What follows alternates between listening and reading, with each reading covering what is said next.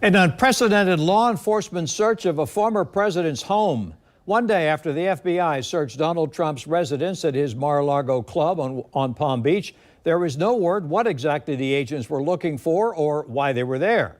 Late this afternoon, during the daily briefing, the White House press secretary said neither President Biden nor anyone at the White House was aware of the search ahead of time. We do know that in order to obtain a search warrant, the investigators would have to show a judge probable cause of a crime and that evidence of that crime would be located at Mar-a-Lago. Since the news of the search broke, reaction has been swift.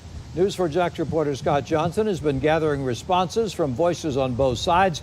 He's joining us with what he's hearing. Scott? Tom, this is exposing real big political divides in this country with very different reactions, really depending on which side of the aisle you're on. The big question that we don't really have answered yet is what was in the search warrant that allowed them to go in? What were they looking for? One observer described the FBI raiding Mar-a-Lago as a political earthquake, as Democrats are saying they want answers on why the FBI went in, while the shadow of the January 6th committee looms, and the questions on whether documents seized by the FBI could disqualify former President Trump from running for president again. House Speaker Nancy Pelosi saying, "We believe in the rule of law. That's what our country is about."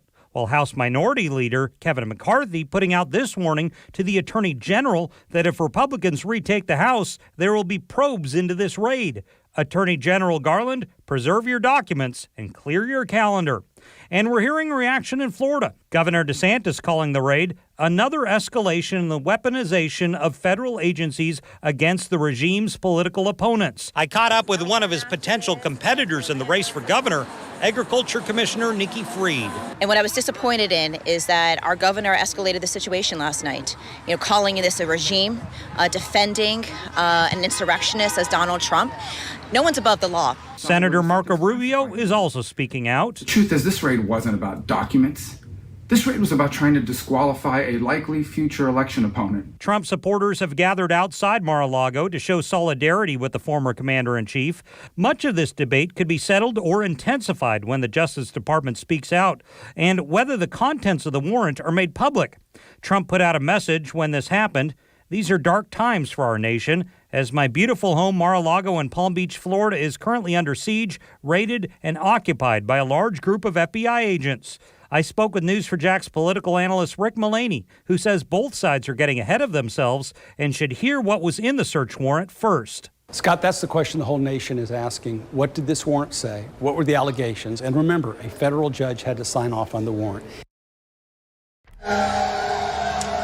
And so a big question in all this is, does this lead to an indictment of President Trump or not?